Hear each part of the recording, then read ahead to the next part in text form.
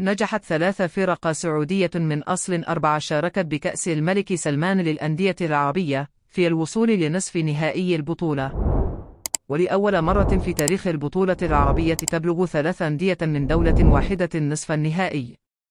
وتمكنت فرق الهلال والنصر والشباب من الوصول لنصف النهائي، فيما غادر الاتحاد من ربع النهائي على يد الزعيم السعودي بعد خسارته أمس 3-1.